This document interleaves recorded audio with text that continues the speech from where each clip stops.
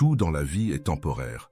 Nos émotions, pensées, relations, et même l'air que nous respirons est rendu au monde. Mais comment accepter l'impermanence et vivre pleinement? Dans cette vidéo, nous plongerons dans la sagesse stoïque pour affronter les adversités inévitables avec courage et sérénité. Si vous vous êtes déjà senti dévasté par une perte, c'est maintenant le moment d'apprendre à respecter le temps de chaque chose et à découvrir la résilience en vous. Préparez-vous à transformer votre perspective et à renforcer votre esprit. Commençons ce voyage ensemble. Cœur brisé et la douleur du rejet. L'amour se produit naturellement, presque par instinct.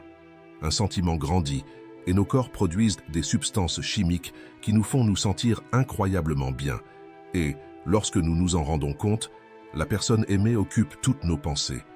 C'est pourquoi, après la célèbre phase de lune de miel, cette intensité de sentiments commence à se refroidir. Nous commençons à voir l'autre tel qu'il est vraiment, et à ce moment, maintenir l'amour requiert dévouement et effort. Et parfois, c'est à ce moment-là que l'amour se défait. Cela ne signifie pas que nous perdons la capacité d'aimer, mais si nous ne résolvons pas les problèmes et les frictions au fur et à mesure qu'ils surviennent, l'amour peut s'user jusqu'à disparaître complètement. Et lorsque l'amour se termine seulement pour l'un, l'autre personne souffrira inévitablement. Comment pouvons-nous gérer la fin d'une relation lorsqu'il n'y a pas de retour possible? Même si nous ne pouvons pas faire disparaître la douleur magiquement, commencer à changer certaines idées fausses que nous avons et accepter la réalité de la séparation peut nous aider à nous sentir un peu mieux. Parlons de certaines de ces croyances et comment les changer avec la sagesse stoïcienne. Premièrement, il est une erreur commune de croire que nous avons le contrôle sur les sentiments des autres personnes. Un des principes stoïciens est de comprendre que le comportement et les sentiments des autres sont hors de notre contrôle, et nous devons accepter cette réalité. Nous ne pouvons pas contrôler ce que quelqu'un ressent pour nous. La manière dont chacun ressent et perçoit l'amour est différente. Certaines personnes ont besoin d'entendre des mots tendres, d'autres ont besoin de démonstrations physiques d'affection, et il y en a qui valorisent les actes de service ou le dévouement de temps comme expression d'amour. Chacun possède sa propre langue d'amour, et dans une relation, nous devons comprendre et répondre aux besoins de l'autre, tout en préservant les nôtres. Comprendre les besoins d'une autre personne ne vous donne pas le contrôle sur ses sentiments, mais peut rendre vos futures relations plus faciles et enrichissantes. Une autre méprise est de penser que nous avons besoin d'une personne spécifique pour être heureux.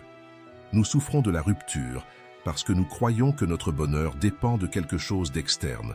C'est ici que le stoïcisme est fermement en désaccord.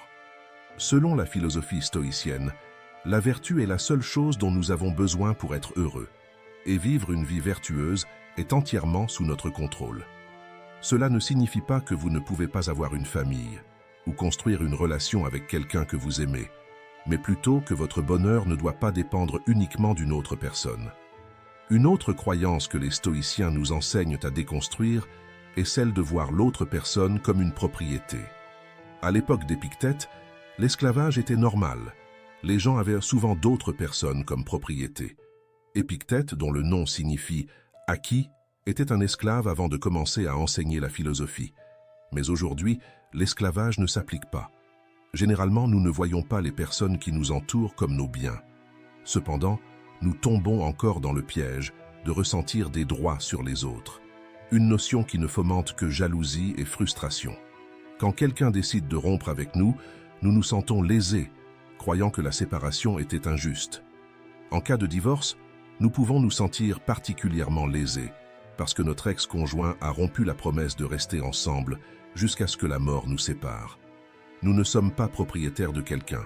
La preuve en est que si quelqu'un vous appartenait, vous auriez un contrôle absolu sur ses sentiments et ses volontés.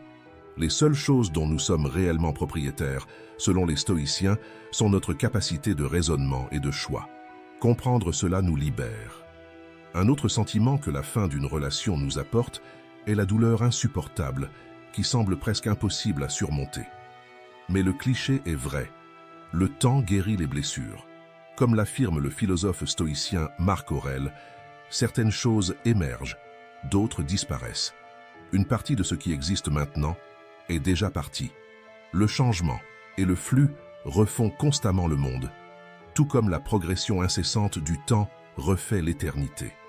Nous pouvons changer nos croyances et nos perspectives sur la fin de la relation, mais la douleur est quelque chose que nous devons apprendre à gérer. Lutter contre la douleur ou l'ignorer n'aidera pas. Au lieu de cela, il vaut mieux reconnaître qu'elle existe. Certaines personnes appliquent des mécanismes d'adaptation très mauvais, en niant l'existence de la douleur ou en fuyant, surtout avec des addictions. Aujourd'hui, il existe de nombreuses échappatoires qui peuvent nous faire fuir temporairement des problèmes et de la douleur émotionnelle que nous ressentons, comme boire, fumer, utiliser des drogues, acheter compulsivement, manger en excès, jouer aux jeux vidéo ou se vider dans des jeux de casino.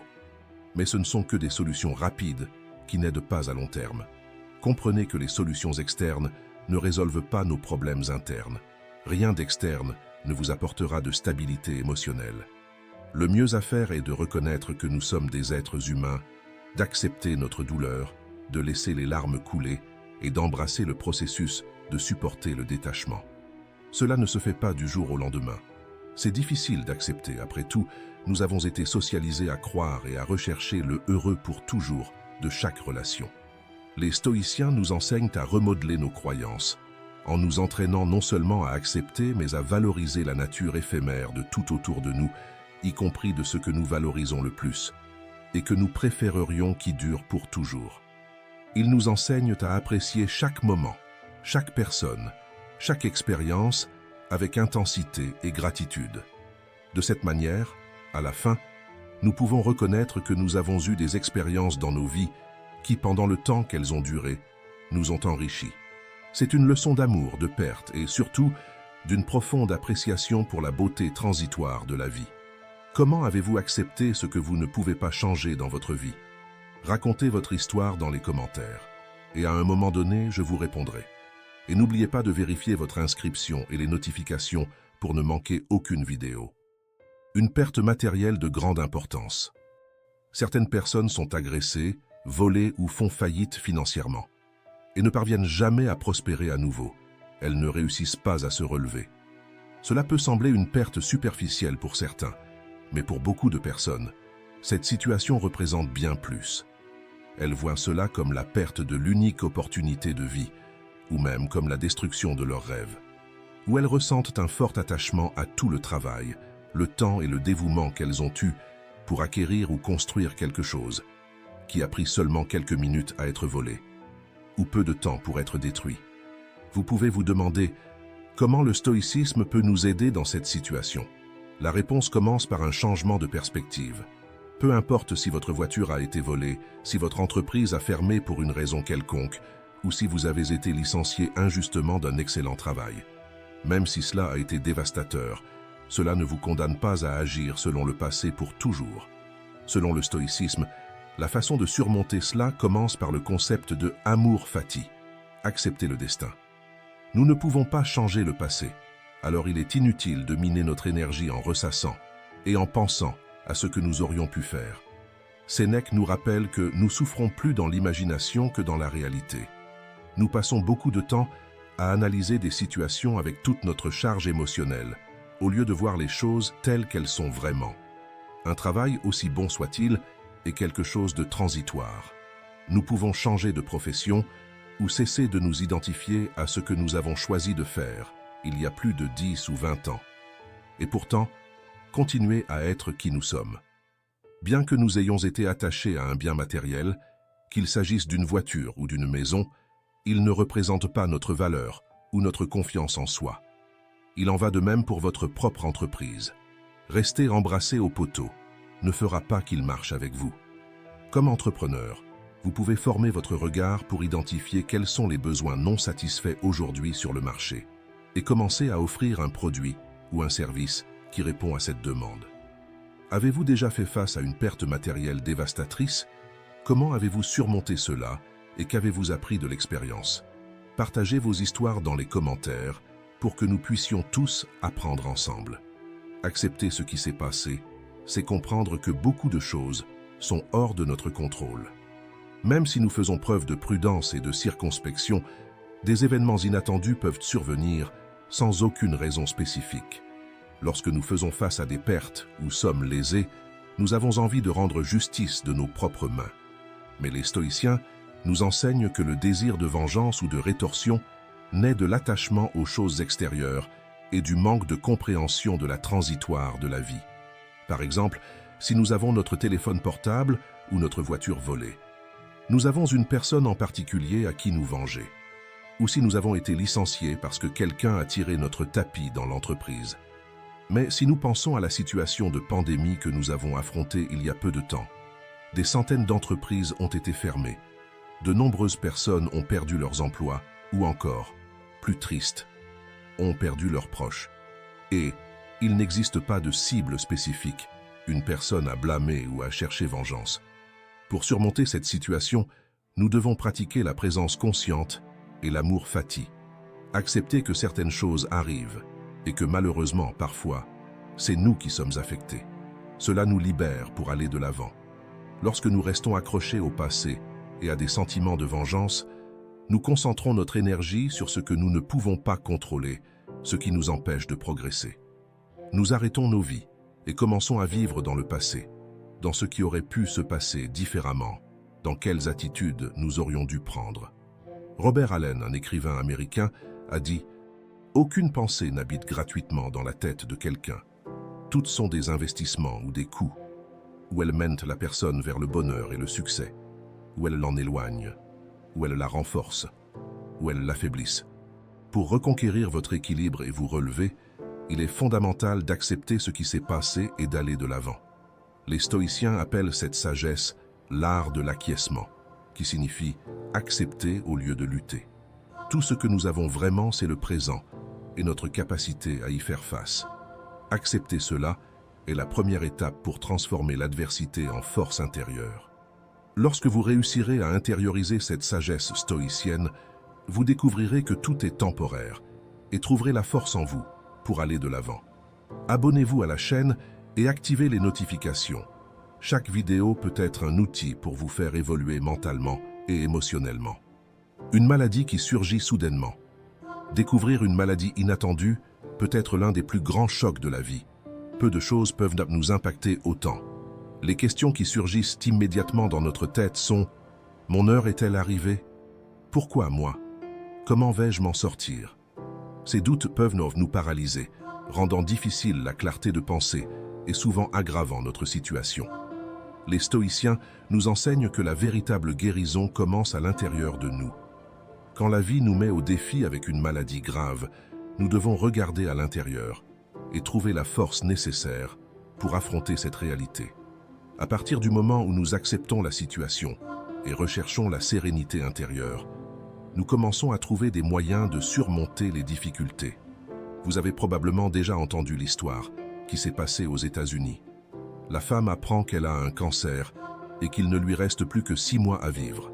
En quelques jours, elle démissionne de son travail, reprend son rêve de composer des chansons Tex-Mex qu'elle avait abandonnées pour prendre soin de sa famille, commence à étudier le grec classique et à travailler comme bénévole. Les amis de la femme pensent qu'elle est devenue folle, mais elle-même ne s'est jamais sentie aussi heureuse. Peu de temps après, elle découvre que le cancer est en régression. La phrase du philosophe Épictète explique bien l'histoire de la femme. Ce ne sont pas les choses qui nous perturbent, mais l'opinion que nous avons sur les choses. Cela signifie que c'est notre esprit qui interprète les événements et leur donne des significations. Quand nous changeons notre mentalité sur la situation, nous réussissons à faire face aux difficultés avec plus d'équilibre et de sagesse, transformant complètement notre expérience. La phrase « Il n'existe pas de guérison hors de nous, toute guérison commence de l'intérieur » nous rappelle que la véritable guérison est un processus qui implique non seulement le corps, mais aussi l'esprit et l'esprit. La découverte d'une maladie n'est pas une situation facile ou positive, mais si nous avons de la force, nous pouvons passer à travers et encore maintenir la joie de vivre. Penser positivement seul ne va pas changer la maladie, mais notre contrôle émotionnel déterminera la manière dont nous y ferons face. Il est également important de garder à l'esprit que la culpabilité n'améliore en rien le processus de la maladie. Penser à ce que nous aurions pu faire différemment ou comment nous aurions pu éviter la situation c'est essayer de contrôler ce qui est hors de notre contrôle. Cela ne nous causera que plus de souffrance et de lamentation. Même nos corps entièrement ne dépendent pas de nous. Nous pouvons contrôler nos actions et maintenir un régime alimentaire sain, faire de l'exercice et être actifs. Mais nous n'avons pas de contrôle sur d'autres choses, comme notre génétique, les facteurs externes, les accidents et les éventuelles blessures. Dans les moments difficiles, il est fondamental d'adopter l'acceptation, le calme et la résilience. Avec cette mentalité, nous sommes prêts à affronter n'importe quel défi. Un autre point qu'une maladie inattendue nous cause, c'est la peur de la mort. Nous avons tous une seule certitude, que nous allons mourir, mais même ainsi, nous vivons en croyant que la mort peut atteindre tout le monde, sauf nous et les personnes que nous aimons. Et ce déni qui nous cause tant de souffrance. Pour les stoïciens, nous ne devrions pas avoir peur de la mort, mais plutôt de n'avoir vécu une vie, seulement en survivant, sans vivre véritablement. Avec cela, le stoïcisme nous invite à réfléchir sur la finitude de notre vie et le but que nous souhaitons atteindre. Un diagnostic mauvais dans la vie d'une personne transforme beaucoup des questions que nous considérons importantes et urgentes en choses petites ou insignifiantes. Avons-nous vraiment besoin d'arriver à ce point de la vie pour commencer à vivre véritablement? Pour avoir le courage d'être qui nous sommes, de refaire nos relations importantes et d'offrir notre meilleur au monde? Un diagnostic mauvais est-il le seul moyen de nous rappeler ce qui importe vraiment? C'est précisément le pouvoir du stoïcisme, nous faire réfléchir sur nos vies, internaliser la vérité fondamentale, que nous pouvons contrôler notre comportement mais pas les résultats, mène à une acceptation tranquille de ce qui se passe. Cela nous assure que nous avons fait de notre mieux, compte tenu des circonstances. Pour vous qui faites face à une maladie difficile, je souhaite que vous trouviez des forces pour surmonter ces défis. Que cette vidéo serve de rappel puissant que la clé de la guérison et de la résilience se trouve en vous. Embrasser cette perspective stoïcienne peut transformer votre chemin, révélant une force intérieure que peut-être vous n'avez pas encore découverte. La douloureuse perte de quelqu'un de proche. Lorsque quelqu'un que nous aimons décède, nous faisons face à un changement profond dans notre psyché. Nous devons faire face à des émotions intenses, telles que la tristesse, la colère, le déni et même la culpabilité, en fonction de la manière dont la personne est partie. Et soudainement, nous sommes forcés de nous habituer à l'absence de cette personne. Ce vide émotionnel peut ne jamais être totalement surmonté ou oublié. Mais comment transformer cette perte de manière stoïque? Sénèque a été accusé d'adultère par l'empereur Claude, un fait que beaucoup d'historiens croient être faux. Pourtant, il a été exilé pendant 8 ans. Pendant cette période, il a écrit des lettres pour consoler sa mère du deuil. Dans ces mots, il vaut mieux se rendre à la douleur que de la tromper. La tristesse est inévitable, que ce soit par la mort soudaine ou déjà attendue de quelqu'un que nous aimons. Pour Sénèque, la nature exige de nous un peu de tristesse. Il conseille à sa mère de suivre une règle ancienne de Rome. Les femmes des soldats maintenaient une période de deuil de 10 mois. Après ce temps, elles assumaient la responsabilité émotionnelle pour leur propre bien-être. Chacun de nous a son processus de surmontement, et la douleur ne suit pas un calendrier, ou n'est pas quelque chose qui arrive à une heure et une date fixée. Mais ce que le stoïcisme nous enseigne, c'est de ne pas nous livrer entièrement à la tristesse. Sénèque enseigne que le deuil, dans la juste mesure, permet à notre esprit de trouver un équilibre, sans pencher vers l'indifférence totale ou vers la folie. Il défend un état émotionnel qui reflète le soin et l'affection, sans nous faire perdre le contrôle. Nous devons pleurer et nous attrister, mais ne pas nous livrer au désespoir et à la souffrance profonde. Marc Aurèle, dans ses méditations, nous conseille également: nous devons laisser les larmes couler, mais aussi permettre qu'elles cessent. Et nous pouvons soupirer profondément tant que nous nous arrêtons à un moment. Car à un moment donné, les conséquences du deuil seront plus préjudiciables que ce qu'il a initialement déclenché. Si vous vous trouvez dans un trou, la première chose à faire est d'arrêter de creuser. Affrontez l'émotion et sortez du trou. Si vous ne le faites pas, les sentiments négatifs grandissent et se renforcent, créant un cercle vicieux. Vous vous sentirez mal d'être angoissé, et encore pire de ne pas pouvoir sortir de cet état. Ainsi, vous continuez à creuser et ne pourrez jamais sortir de ce trou. Il faut s'arrêter, respirer et chercher un nouveau chemin pour sortir du cycle autodestructeur et trouver une issue. Pour Sénèque, la meilleure arme contre le deuil est la raison, l'autoresponsabilité et l'engagement propre à notre bien-être émotionnel. Si nous ne décidons pas cela par la raison, le destin ne le fera pas pour nous. Pour les stoïciens, accepter la mort et le deuil ne signifie pas ignorer ou oublier la personne qui est partie, mais reconnaître qu'elle n'est plus présente physiquement et apprendre à vivre avec cette réalité. Une autre manière de voir les choses, c'est de se rappeler que rien de ce que nous avons n'est vraiment à nous. C'est comme si tout était emprunté. Pour les stoïciens, ce n'est pas que nous perdons quelqu'un, mais plutôt que nous le rendons. Épictète nous dit que l'antidote pour faire face à la douleur de perdre quelqu'un n'est pas de nous protéger artificiellement ou de nous fermer pour éviter la douleur à l'avenir, mais plutôt, nous devons apprendre à accepter et à embrasser la temporalité de toute chose. Ce que nous aimons n'est pas vraiment à nous. Cela est avec nous pendant un temps, mais peut être retiré à tout moment. Ce n'est pas à nous pour toujours. Si nous pensons de cette manière, quand nous perdons quelque chose ou quelqu'un que nous aimons, nous ne serons pas totalement dévastés. À la place, nous ressentirons, comme Abraham Lincoln l'a décrit, un sentiment triste et doux dans le cœur. Accepter l'amour que nous avons eu, sans laisser que la tristesse et la perte nous rendent amers, est un grand défi pour le cœur endeuillé, mais aussi sa plus grande réalisation. La philosophie stoïcienne nous aide à accepter notre nouvelle réalité et à gérer nos pertes de manière pratique et profonde. La méditation philosophique, par exemple, est un outil puissant, promouvant l'acceptation et la résilience face à la mort et aux pertes significatives de nos vies. Le stoïcisme nous enseigne à trouver un sens et un but dans la douleur, en honorant la mémoire de ceux qui sont partis de manière significative. Ce processus va au-delà de l'acceptation. C'est une transformation profonde de notre perspective sur la vie et la mort. En adoptant ces enseignements, nous pouvons recréer le sens de nos vies. La philosophie stoïcienne illumine notre chemin vers la guérison, nous aidant à trouver la force intérieure et un but renouvelé, même dans les situations les plus difficiles. Ainsi, nous embrassons la douleur comme partie inévitable de l'existence humaine, la transformant en une source de croissance et de sagesse.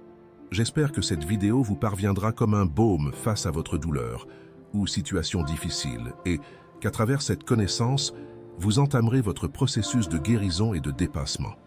Merci de regarder.